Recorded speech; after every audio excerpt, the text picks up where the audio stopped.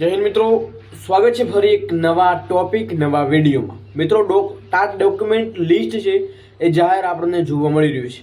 મિત્રો આપણને ખબર છે કે ડોક્યુમેન્ટ ડીવીનું જે મેરિટ મિત્રો આવ્યું છે, જેમાં તમામ ઉમેદવારો છે, ખાસ ઉમેદવારો જેનું સિલેક્શન જેમાં થયેલું છે, ડીવીમાં નામ છે, તો એ લોકોના મનમાં સવાલ હશે કે ભાઈ ડોક્યુમેન્ટ કયા લઈ જવાના છે। તો મિત્રો આટલા ડોક્યુમેન્ટ છે લઈ જવાના રહેશે અને આ જે બે ડોક્યુમેન્ટ છે ઇમ્પોર્ટન્ટ રહેશે। તો કયા કયા ડોક્યુમેન્ટ છે, 2 હોય કે 5 હોય, જે ઇમ્પોર્ટન્ટ રહેવાના છે મિત્રો, પ્રોપરલી તમારે એ ડોક્યુમેન્ટ લઈ જવાના રહેશે। તો એકવાર માહિતી જોવાનું ભૂલતા નહીં। ડોક્યુમેન્ટ બાબતે કોઈ પણ પ્રકારનો પ્રશ્ન તમારે નહીં રહે। આ વિડીયોમાં સંપૂર્ણ માહિતી તમને આવરી લેવામાં આવશે, તો અંત સુધી માહિતી જરૂરથી નિહાળજો। તો મિત્રો આજની અપડેટ શરૂ કરતા પહેલાં મિત્રો ડીવી આવી ગયું છે, હવે શું કરવું? તો મિત્રો પ્રોપર આપણે વિડીયો મૂકેલો છે, ખાસ નિહાળજો અને ચેનલ પર નવા છો ચેનલને જરૂર સબસ્ક્રાઈબ કરશો, જેથી તમને પણ અગાઉની અપડેટની માહિતી મળતી રહે। તો મિત્રો આજની અપડેટ શું છે વિગતવાર થોડી ચર્ચા કરીએ। મિત્રો વિડીયો તો 8 મિનિટ થઈ જશે, અંત સુધી નિહાળશો એવી નમ્ર અપીલ છે। મિત્રો ડોક્યુમેન્ટ વેરિફિકેશન ડીવી સમયે રજૂ કરવા જે ગુણપત્રકો પ્રમાણપત્રો અન્ય આધાર પુરાવાની વિગતો છે આપવામાં આવી છે। મિત્રો રજિસ્ટર્ડ બિન સરકારી અનુદાનિત ઉચ્ચતર માધ્યમિક શાળાઓમાં શિક્ષણ સહાયક ભરતી 2024 ડીવી લિસ્ટ સમાવિષ્ટ ઉમેદવારોનું ડોક્યુમેન્ટ વેરિફિકેશનની તારીખ અને ડોક્યુમેન્ટ વેરિફિકેશનના કોલ લેટર ડાઉનલોડ કરવાની તારીખ ટૂંક સમયમાં જાહેર કરવામાં આવશે। પરંતુ પૂર્વ તૈયારી ભાગરૂપે સંબંધિત ઉમેદવારો નીચે મુજબ ગુણપત્રો અને તેમના પ્રમાણપત્રો જે આધાર પુરાવો છે એ મિત્રો એકત્રિત કરી લે, જેથી જે તારીખ આવે છે એના પહેલાં આપણને આપણા ડોક્યુમેન્ટ છે પરફેક્ટ છે કે નહીં એની એક માહિતી મળી જાય। તો મિત્રો એ બાબતે આપણે મહત્વનો વિડીયો લઈને આવ્યા છીએ, જેમાં તમામ ડોક્યુમેન્ટની માહિતી છે આવરી લેવામાં આવી છે। તો મિત્રો જે તમને બંને ભાગમાં આપેલું છે, જે બંને ભાગ તમને જણાવવાનું છું।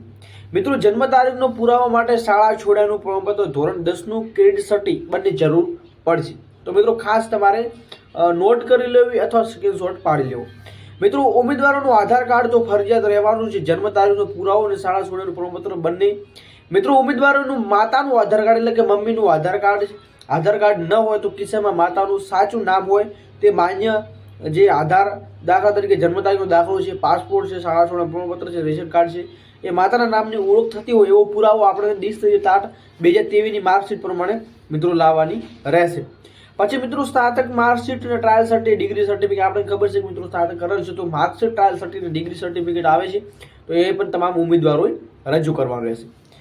મિત્રો અનુસ્નાતક કરેલ છે તેમનું પણ જે માર્કશીટ છે, એમનું ટ્રાયલ સર્ટિ છે અને ડિગ્રી સર્ટિફિકેટ તમામ છે એ બંને રજૂ કરવાનું રહેશે, જે તમને અહીંયા સ્ક્રીન ઉપર જોવા મળી રહ્યું છે। મિત્રો વ્યવસાયિક સ્નાતક marksheet, trial certificate, degree certificate, NCTE અને આરસીઆઈ યુજીસી માન્ય પ્રમાણપત્ર તમારે રજૂ કરવાનું રહેશે। મિત્રો 7મું છે કુલ ગુણ, મેળવેલા ગુણ અને અન્ય સંબંધિત કોલેજ યુનિવર્સિટીનું પ્રમાણપત્ર। જે ઉમેદવારોની માર્કશીટમાં માત્ર સીજીપીએ અને સીપીઆઈ અને ગ્રેડ દર્શાવેલ હોય તેઓ માટે જાતિ અંગેનું પ્રમાણપત્ર પણ રજૂ કરવાનું રહેશે।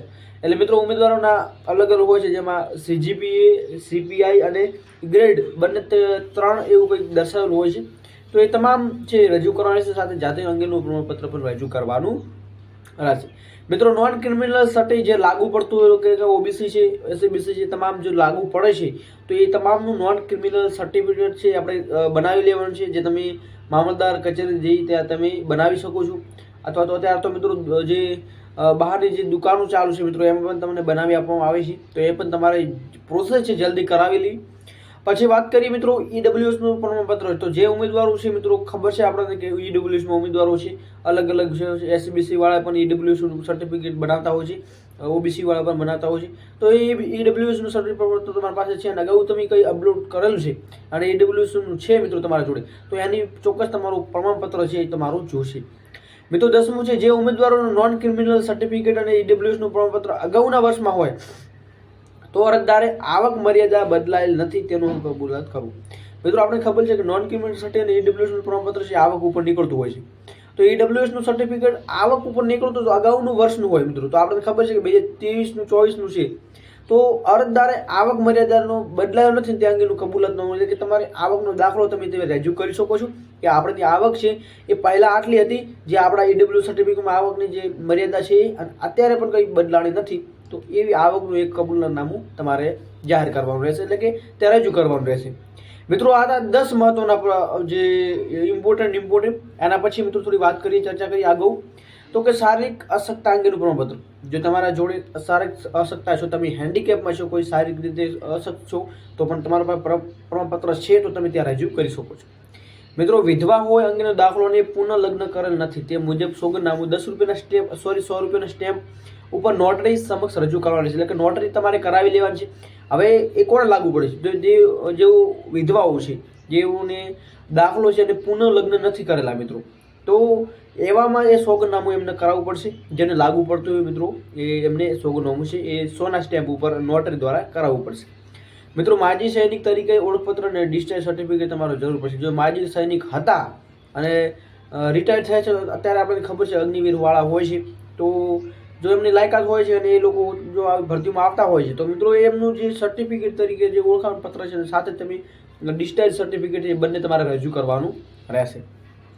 પછી વાત કરીએ મિત્રો સરકારી ગ્રાન્ટેડ શિક્ષક તરીકે કાર્યરત ઉમેદવારોનું રજૂ કરવાના પ્રમાણપત્રો. જે મિત્રો સરકારી અને ગ્રાન્ટેડ શાળામાં શિક્ષક તરીકે જો અત્યારે હાલ જો પરિસ્થિતિમાં તમે જ્ઞાન સહાયકમાં હોય કે પછી જો મંડળ પાસે તમે કઈ પ્રોસેસમાં છો અથવા તો તમે ત્યાં કાર્યરત છો, કાર્ય કરી રહ્યા છો, શિક્ષક તરીકે છો, તો તમારે આટલા પ્રોસેસ જે પૂર્ણ કરવા રહેશે.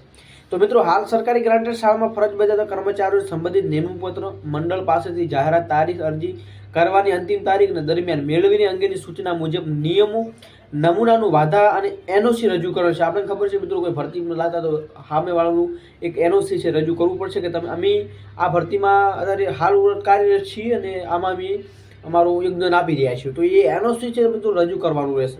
મિત્રો, સરકારી અનુદાનિત શાળાઓમાં પ્રાથમિક, માધ્યમિક, ઉચ્ચતર માધ્યમિક વિભાગમાં શિક્ષક તરીકે ફરજ બજાવતા ઉમેદવારોને નિયત નમૂનાનું સોગંદનામું એ મિત્રો 300ના સ્ટેમ્પ પેપરના નોટરી સમક્ષ જે નોટરી કરાવી અને રજૂ કરવાનું રહેશે. મિત્રો, ખબર છે આપણને કે સરકારી અનુદાનિત શાળામાં પ્રાથમિક અને માધ્યમિક અને વિભાગમાં શિક્ષક તરીકે જો તમે ફરજ બજાવો છો, તો મિત્રો તમારે 300ના સોગંદનામા ઉપર સ્ટેમ્પ ઉપર તમારે નોટરી સમક્ષ રજૂ કરવાનું રહેશે. મિત્રો, શિક્ષણ વિભાગ સિવાય સરકારના અન્ય વિભાગ હેઠળ જો બોર્ડ નિગમ ફરજ બજાવતા ઉમેદવારોનું સક્ષમ અધિકારીનું વાધા પ્રમાણપત્ર તથા સાથે સામેલ નિયત નમૂનાનું સોગંદનામું 100ના સ્ટેમ્પ ઉપર રજૂ કરવાનું છે.